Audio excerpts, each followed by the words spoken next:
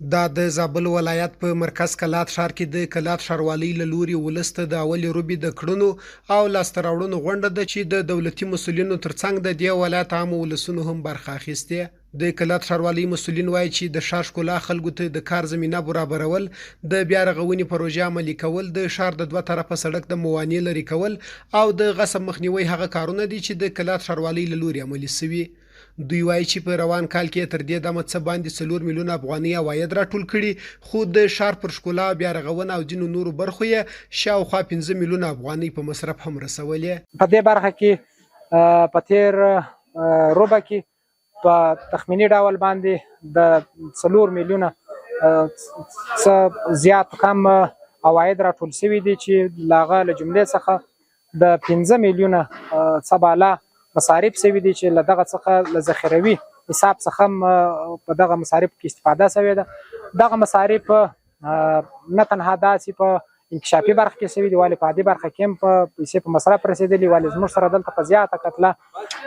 بشري قوه مصروفه ده. په پروګرام کې د زابل مرستیال والي هم د غونډې ګډونوالو ته په خپلو خبرو کې وویل اسلامي امارت د هیواد د نورو ولایتونو په څیر زابل ته هم توجه کړې ترڅو زابلیان یو ښکلی او صفا ښار ولري. هغه زیاته کړه ټولې دولتي ادارې مکلفې دي چې د دې ځورېدلي ولس خدمت وکړي.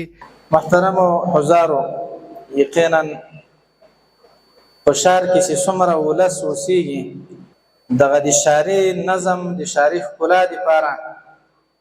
ټول لاس سره یو کې له ښاروالۍ سره او تر څو د ښاروالۍ سره همکاره واوسي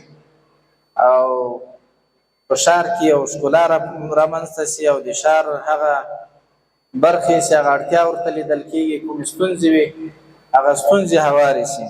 بل لوري بیا د کلات ښاریان د یادې ښاروالۍ له کړنو خوښ دي او غوښتنه کوي چې په راتلونکي کې د کلات ښار کې نورې پروژې هم عملی سي.